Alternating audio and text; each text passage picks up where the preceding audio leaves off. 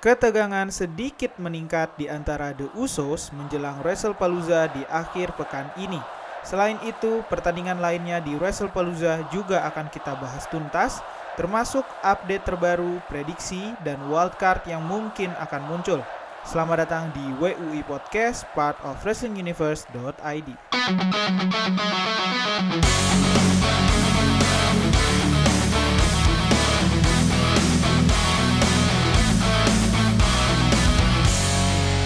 Selamat datang di WUI Podcast, part of WrestlingUniverse.id, podcast yang ngebahas semua hal tentang dunia WWE, apa yang terjadi dan mungkin akan terjadi. Bersama gue Fus Hilmi, setiap Senin dan Kamis pagi hadir untuk ngebahas apa yang terjadi di dunia WWE.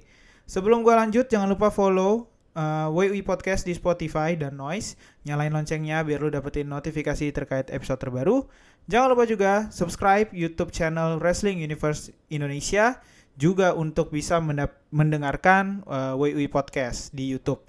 Jangan lupa follow Instagram dan TikTok @WUI Podcast. Boleh di like, di komen, di share, di repost. Dan jangan lupa juga follow Instagram @wrestlinguniverse.id untuk mendapatkan konten-konten berita-berita terbaru terkait dunia wrestling. Dan episode kali ini tentunya kita akan membahas tuntas seperti biasa terkait WrestlePalooza. Tapi sebelum gua masuk ke WrestlePalooza, ada beberapa pertandingan yang terjadi di Monday Night Raw kemarin yang kemungkinan besar tidak ada hubungannya dengan WrestlePalooza. Yang pertama adalah Lyra Valkyria melawan Roxanne Perez. Ini masih lanjutan dari feud-nya Lyra Valkyria. Bisa dibilang feud ya, Lyra Valkyria dengan Judgment Day, yaitu Roxanne Perez dan Raquel Rodriguez. Beberapa minggu sebelumnya sempat sedikit clash di backstage, terus masih lanjut aja nih sampai sekarang. Tapi yang membedakan di pertandingan kali ini, dan kalau gua nggak salah juga lawan Roxanne Perez sebenarnya udah pernah. Jadi pertama lawan Roxanne, terus lawan Raquel minggu lalu, terus minggu ini lawan Roxanne lagi gitu. Dan di minggu ini yang berbeda adalah Raquel Rodriguez dari awal sempat diusir sama wasit gitu, untuk tidak boleh ada di ringside. Sehingga di ring bener-bener Lyra Valkyria dan Roxanne Perez doang.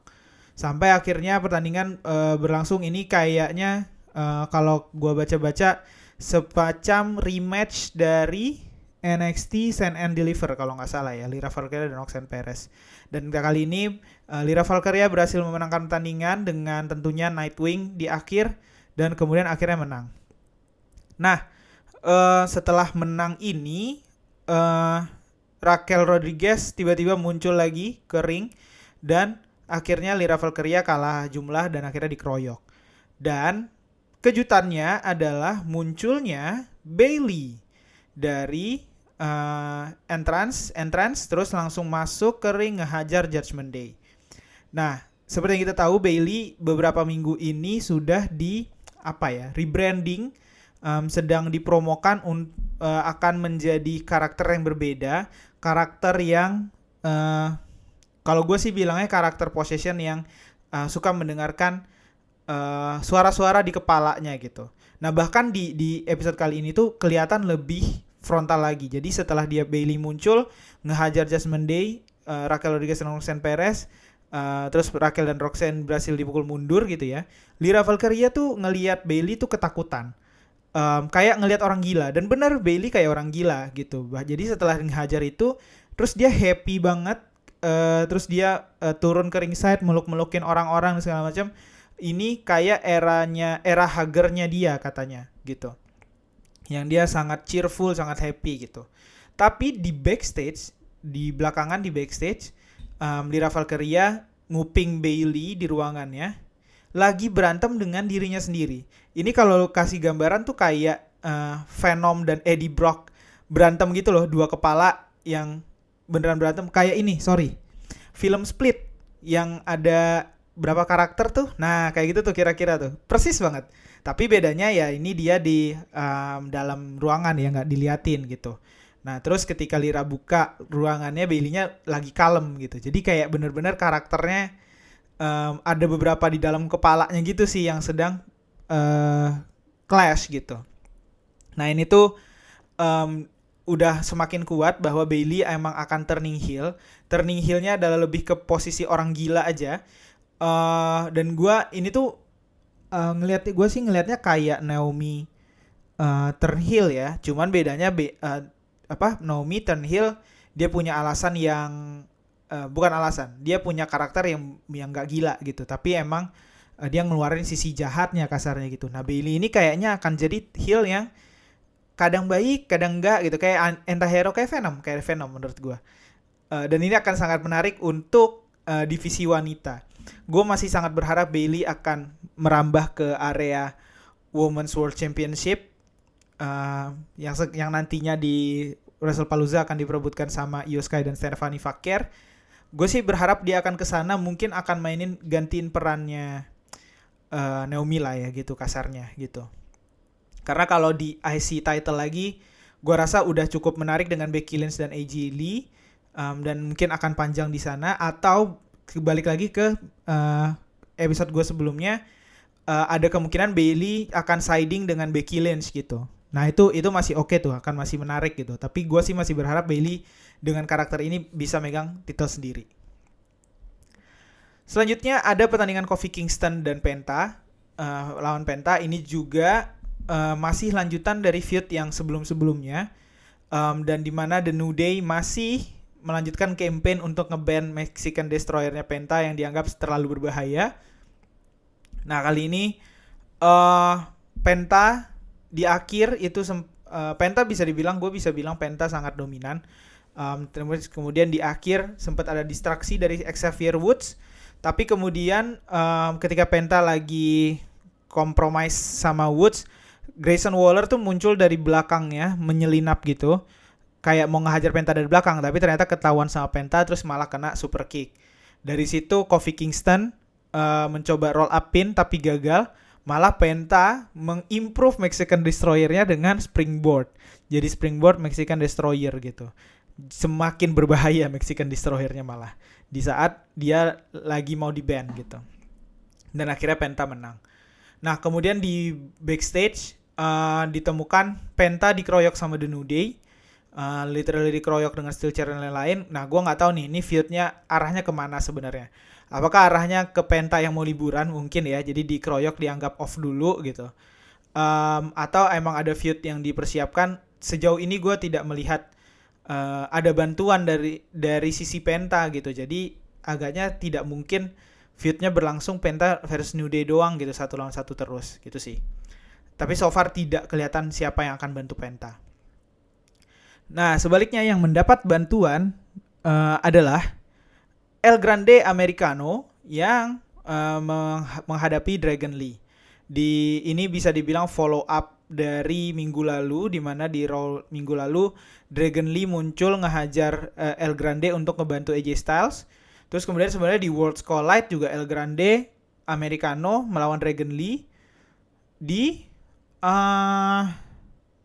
Fatal 4-Way ya. Ada JD McDonagh dan Dr. Wagner kalau gue nggak salah, Dr. Wagner Jr. Dua-duanya kalah anyway, tapi ya di situ kind of agak clash juga gitu. Nah, yang menarik adalah El Grande Americano di pertandingan ini tiba-tiba dapat bantuan dengan munculnya El Grande Americano kedua. Seperti yang kita tahu, El Grande Americano sudah sempat muncul 3 karakter dengan gaya yang berbeda gitu. Kali ini muncul ngehajar Dragon Lee, tapi kemudian AJ Styles yang juga muncul ngehajar El Grande kedua ini gitu. Jadi seimbang. Nah kemudian muncullah El Grande Americano ketiga dari arah fans, dari arah barikade gitu. Terus ngehajar AJ Styles dengan Tornado DDT. Sehingga ya kalah jumlah. Nah di situ El Grande Americano dapat momentum di ring dan berhasil nge-submit Dragon Lee dan akhirnya menang.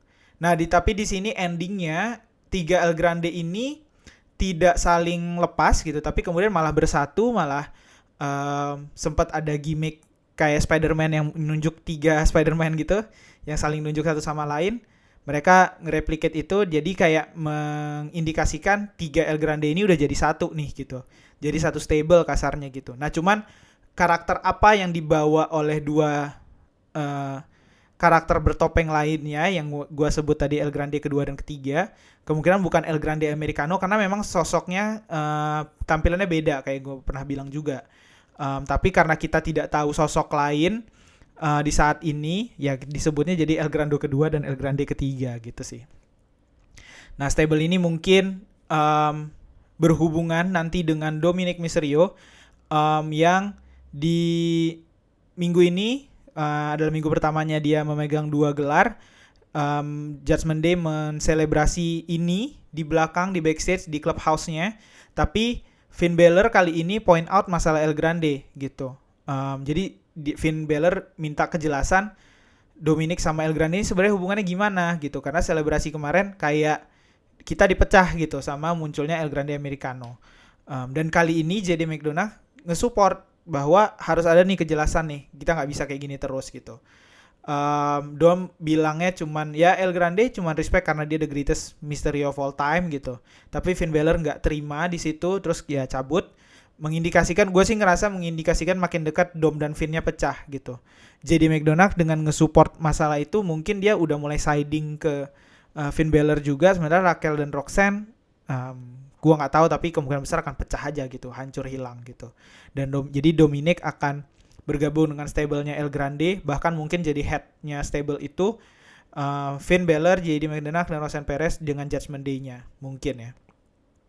Dan kemudian di clubhouse itu Rusev muncul dan mendeklarasikan diri sebagai the next Intercontinental Champion, memenuhi ekspektasi gue pribadi bahwa Rusev akan mengincar IC title gitu. Gue sih expect mungkin dalam waktu dekat kita bisa langsung ngelihat Rusev lawan Dom gitu sih. Mungkin Rusev akan kalah dulu, atau kecuali momen pertandingan itu akan jadi momen Finn Balor meninggalkan Dominic gitu, kayak dia meninggalkan Damian Priest, Rusev akan menang gitu sih. Tapi belum ada official statement kapan akan terjadi Rusev versus Dominic Mysterio untuk Intercontinental Championship ini. Nah, itulah tadi pertandingan-pertandingan yang tidak tidak berhubungan dengan WrestlePalooza yang akan terjadi di minggu ini. Ya minggu depan bisa dibilang Senin pagi ya, tapi kalau di US-nya kan hari Minggu. Nah, kita akan punya 5 pertandingan yang akan kita bahas satu-satu. Yang pertama, yang promo terakhirnya ya baru minggu lalu di SmackDown adalah Cody Rhodes versus Drew McIntyre untuk The Undisputed WWE Championship. Ini harusnya akan ada promo lagi nanti di SmackDown, Friday Night SmackDown selanjutnya. Tapi ya so far belum ada recent promo lagi sih gitu. Buat gua, prediksi gua sih harusnya Cody Rhodes yang akan menang, karena pertandingan ini harusnya tidak akan jadi main event, karena seingat gue sudah di state bahwa main eventnya akan John Cena versus Brock Lesnar, sehingga less likely butuh kejutan untuk steal the show gitu ya. Jadi switching gelarnya itu akan, menurut gue akan steal the show banget gitu.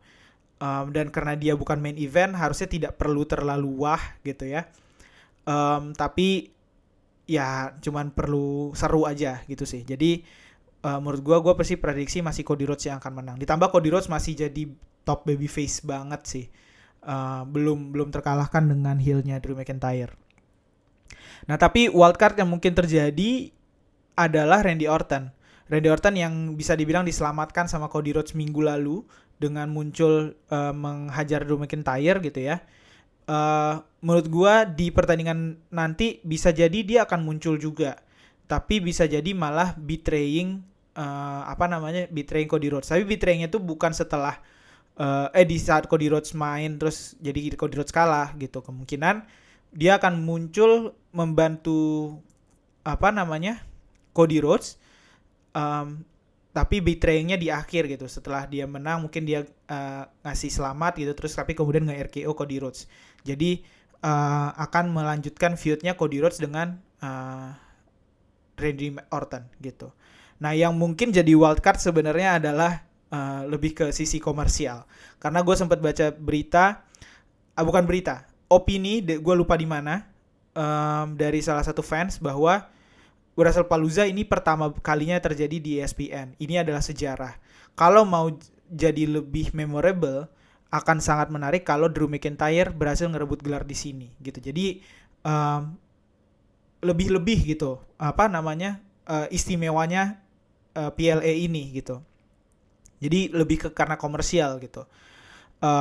waktu itu opini ini muncul ketika WrestlePalooza masih di jam yang sama dengan AEW ya, All In Out.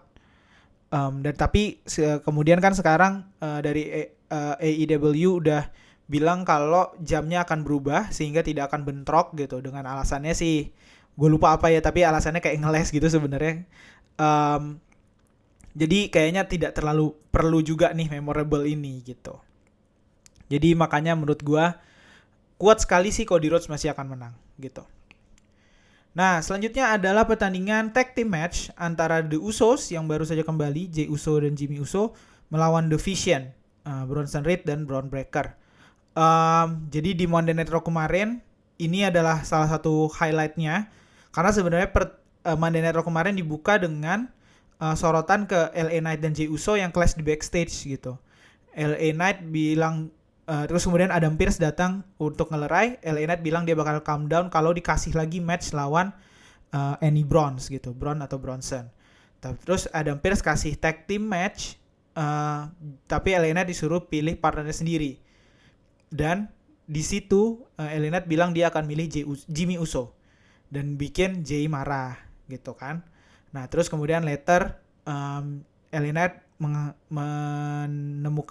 menemui Jimmy Uso, terus tapi kemudian Jimmy nolak karena dia bilang posisinya akan jadi nggak enak dengan Jey Uso, di mana mereka akan menghadapi pertandingan yang mereka anggap besar di WrestlePalooza, sehingga dia nolak Jimmy Uso di situ. Nah kemudian setelah sequence itu di backstage lagi, Jey ketangkap lagi nelfon seseorang yang kemungkinan besar adalah Roman Reigns, kayak minta pendapat gitu. Tapi kemudian Jimmy nanya itu siapa, Jey nggak ngasih tahu gitu. Terus di situ Jey kayak nyetir Jimmy Uso, terus kayak bilang you have to reject LA Knight dan lain-lain gitu. Nah di sini posisinya Jimmy Uso tuh nggak suka dengernya. Terus dia bilang kayak lu nggak bisa ngatur-ngatur gua lah gitu intinya. Terus dia bilang last time I check no ulavala on your neck gitu, ngasih tahu bahwa lu tuh nggak bisa ngatur-ngatur gua. Terus kemudian Jimmy Uso dengan kemarahannya itu malah pergi nyamperin LA Knight dan malah bilang oke, jadi partner gitu. Jadinya terjadilah The Fiend melawan LA Knight dan Jimmy Uso malam itu. Nah di pertandingannya yang menarik adalah LA Knight Jimmy Uso tuh sangat sync banget, sangat sinkron, dominan sekali juga gitu. Sampai akhirnya ketika Jimmy Uso mau splash, dia diganggu sama Bron Breakker, terus kemudian dia diambil sama Bronson Reed hingga kena Jagged Edge, dan kemudian akhirnya The Fiend menang. Nah tapi dari situ belum selesai, Jimmy Uso dikeroyok sama The Bronze, kemudian sampai kena speed spear juga dari Bron Breakker. Tapi kemudian Jey Uso muncul bawa steel chair-nya, menghajar Bron dan Bronson sampai keluar. Nah terus yang menarik adalah endingnya LA Knight ngambil steel chair-nya itu ketika Jey Uso lagi kayak menghampiri Jimmy Uso yang kesakitan gitu ya. Dia mau ngehajar Jey tapi nggak jadi gitu.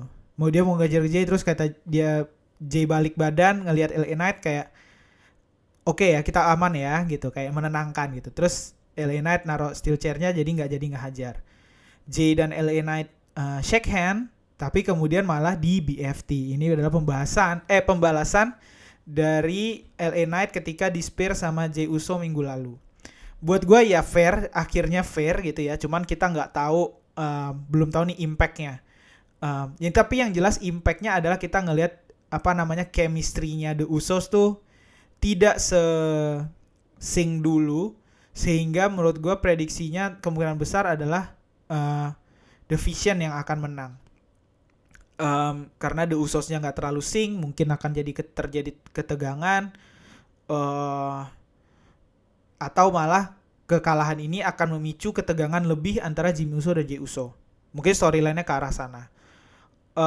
Tapi wildcard-nya tentunya adalah LA Knight yang mungkin jadi pembeda di pertandingan ini. LA Knight mungkin akan muncul tapi hanya untuk ngebantu Jimmy Uso.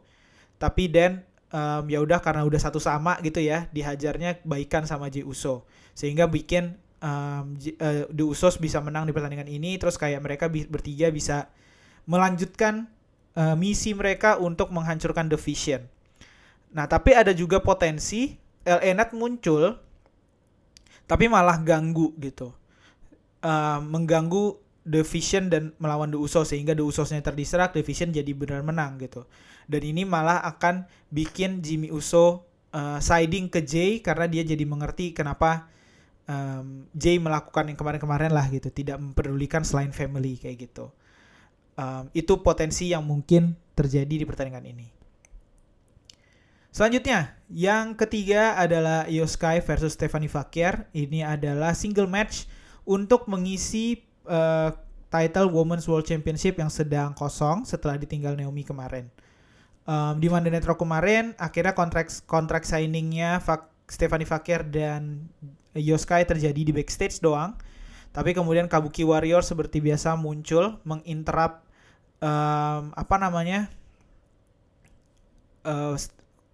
maupun kontrak signingnya di belakang, kemudian membuat Stephanie Fouquier terganggu sampai akhirnya Asuka nyodorin Kairi Sane untuk ngelawan Stephanie Fouquier. Dan akhirnya malam itu terjadilah Stephanie Fouquier versus Kairi Sane. Pertandingannya bisa dibilang seimbang. Kairi Sane berkali-kali berhasil nge-counter Stephanie Fouquier, tapi kemudian akhirnya Stephanie Fouquier dapat momentum untuk crossbody keluar ring ke arah Kairi Sane dan Asuka. Kemudian Kairi Sane ditarik ke ring dan di Devil's Kiss, SVP, kemudian akhirnya menang. Dan di situ setelah momen itu Asuka naik ke ring mau ngehajar Stephanie Fouquier, tapi kemudian Io Sky muncul mencegah Asuka melakukan itu sampai akhirnya Asuka turun dari ring bersama Kairi Sane. Nah, kemudian di situ Stephanie Fouquier dan Io Sky berjabat tangan. Ini sekali lagi Io Sky menunjukkan karakter baiknya, kualitas bijaknya kayak gitu. Nah, kemudian tapi di backstage Asuka lanjut marah-marah ke Io Sky, kenapa yang lu lakukan seperti itu. Terus kayak Io Sky bilang, menegaskan kalau dia memang dia ingin sekali menyelesaikan masalah ini sendiri kayak gitu, kira-kira merebut gelarnya sendiri. Terus kayak Asuka fine, do it yourself kayak gitulah. Nah, tapi dari sini Io Sky kelihatan mulai nggak happy dengan treatment yang dilakukan sama Asuka ini. Nah, dari situ, dari pertandingan ini, menurut gua, prediksi gua, walaupun gua agak berat bilangnya, tapi gua memprediksi Stephanie Fouquier yang akan menang di pertandingan ini, dengan cara Asuka mungkin muncul bakal ngeganggu karena ngotot mau ngebantu Io Sky, tapi ternyata malah ngedistract sehingga Io Sky kalah dan Stephanie Fouquier yang menang. Karena kenapa gue bilang berat, karena di atas kertas sih menurut gue masih Io Sky. Cuman dengan storyline seperti ini kemungkinan besar ya Stephanie Fouquier yang akan menang. Walaupun gue juga tidak melihat kualitas Stephanie Fouquier akan curi-curi kesempatan ya dengan ke momen Io Sky ini didistract sama Asuka gitu. Tapi harus ada yang keluar sebagai pemenang, kelihatannya jadi ya Stephanie Fouquier menurut gue. Nah, wildcardnya, pembedanya mungkin di pertandingan ini adalah Rhea Ripley. Rhea Ripley yang sudah dari lama diarahkan untuk berpartner dengan Io Sky sudah lama sekali, dan juga sudah lama sekali diarahkan punya masalah dengan Asuka. Nah, kemungkinan Rhea Ripley, jika Asuka beneran muncul, Rhea Ripley kemungkinan akan muncul juga sebenarnya untuk mencegah Asuka. Kalau Rhea Ripley berhasil mencegah Asuka, maka kemungkinan besar Io Sky yang akan menang. Kemudian Io Sky makin akan siding dengan Rhea Ripley kayak gitu. Nah, tapi bisa jadi juga Rhea Ripley tetap muncul, tapi malah nambah distraksi sehingga Io Sky tetap kalah dari Stephanie Fouquier gitu ya. Dan akhirnya nanti storyline-nya Asuka Io Sky makin menunjukkan nggak happy-nya dengan Asuka, kemudian dia akan juga siding ke Rhea Ripley. Either way, Io Sky dan Rhea Ripley pada akhirnya harusnya akan siding ke sisi yang sama sih, dan akan berhadapan dengan Asuka dan Kairi Sane kayak gitu. Nah, selanjutnya adalah pertandingan yang gua pribadi sangat menantikan ini, yaitu adalah CM Punk dan AJ Lee melawan Seth Rollins dan Becky Lynch, sebuah mixed tag team match. Di Monday Night Raw kemarin, Seth Rollins dan Becky Lynch akhirnya face off juga dengan CM Punk dan AJ Lee. Nah, sangat menarik melihat karakter atau vibe yang dibawa masing-masing pasangan ini. Seth Rollins mengintroduce dia dan Becky Lynch sangat individualis, sementara CM Punk introduce-nya sangat sebagai partner. Tapi sebenarnya gue ngelihatnya lebih karena CM Punk dan AJ Lee tidak punya title. Karena Seth Rollins dan Becky Lynch, Seth Rollins mengintroduce dia dan istrinya kayak Seth Rollins, gue adalah World Heavyweight Championship, terus dan ini adalah Your Intercontinental Championship, Becky Lynch, kayak gitulah kira-kira. Sebenarnya CM Punk mengintroduce dirinya hanya sebagai AJ Lee's husband kalau nggak salah ya. Nah jadi vibe-nya sangat berbeda di sana. Dan CM Punk pun meng-highlight, mempoint out bahwa Seth Rollins dan Becky Lynch sangat individualis. Mereka nggak akan bisa sharing spotlight kasarnya gitu. Dan akhirnya Seth Rollins pun juga ngebalas trash talk ke AJ Lee, bilang kayak CM Punk punya history meninggalkan sesuatu yang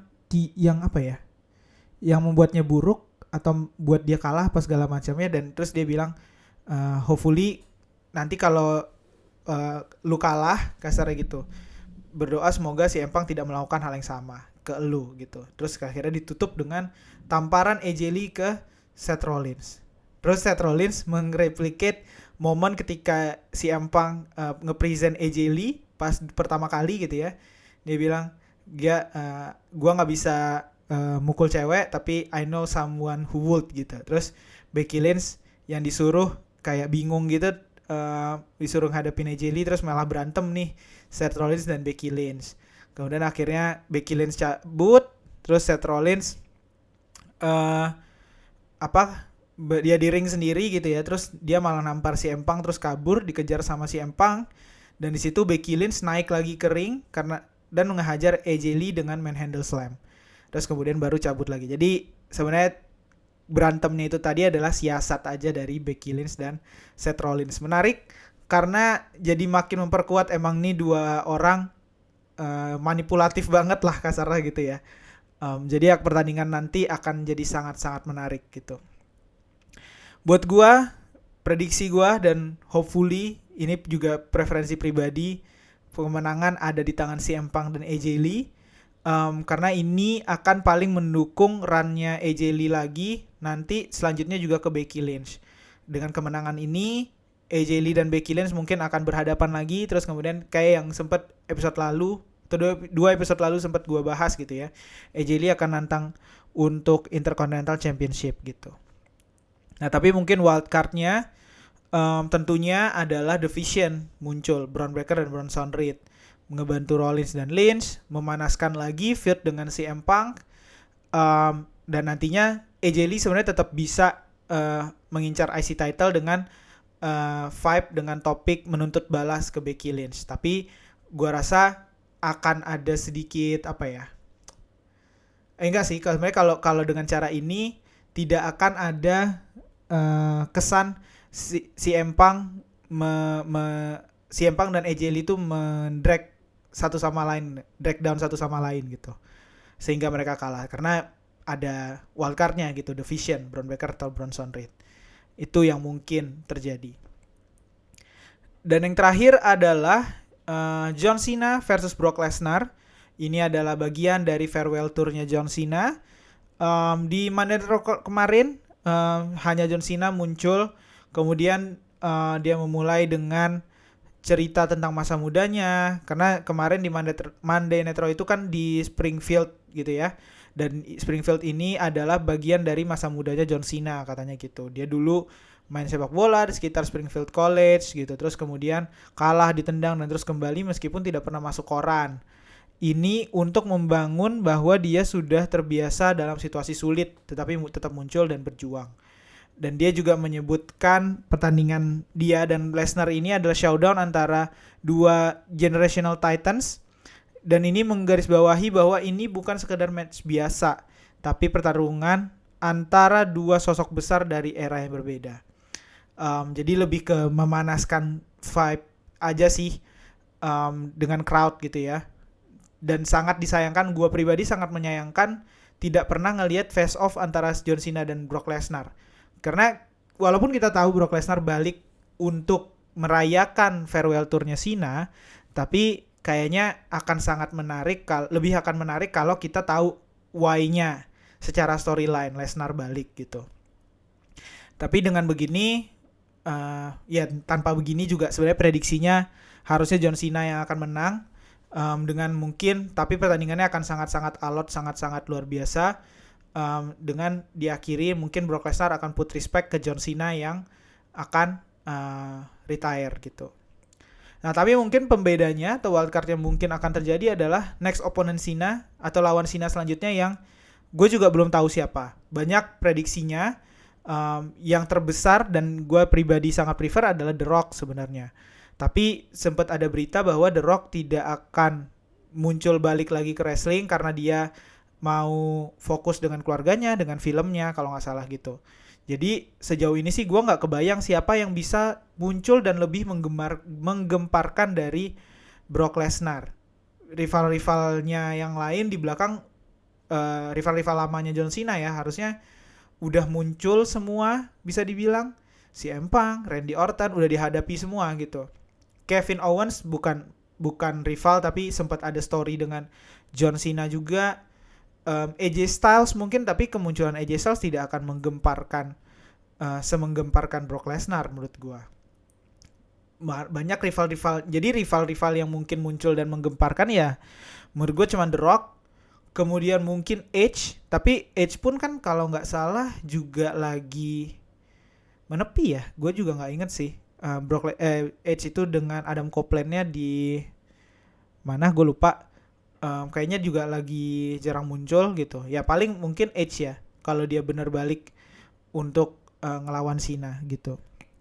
Nah tapi so far run-nya farewell tournya John Cena setelah Brock Lesnar belum kebayang apa. Tapi di Monday Night Raw kemarin dia bilang dia tinggal 6 dates lagi. WrestlePalooza udah jadi 1, berarti cuma tinggal 5 lagi.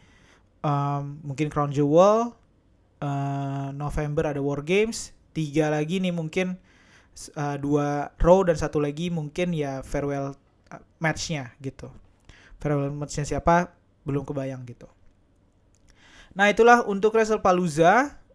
Jadi so far yang belum ada update atau promo pemanasannya ya cuman Cody Rhodes versus Drew McIntyre. Sisanya udah lengkap semua. Harusnya kita tinggal menikmati WrestlePalooza PLE pertama WWE dengan ESPN. Kalau lu punya prediksi yang berbeda kah? Atau punya info yang berbeda? Feel free untuk share dan komen di episode ini. Dan nanti kita bisa diskusikan bareng-bareng. Dan jangan lupa WWE Podcast akan tayang 2 kali seminggu, Senin pagi dan Kamis pagi. Jangan lupa follow WWE Podcast di Spotify dan Noise. Jangan lupa juga subscribe WWE Podcast Jangan lupa juga subscribe YouTube channelnya Wrestling Universe Indonesia karena lo juga bisa dengerin WWE Podcast dari sana. Jangan lupa juga follow Instagram dan TikTok @WWE Podcast untuk bisa komen, like, repost, share juga. Jangan lupa juga follow Instagram @wrestlinguniverse.id. Untuk sekarang gue Fusilmi cabut dulu. Sampai jumpa di episode selanjutnya. Selamat menikmati WrestlePalooza.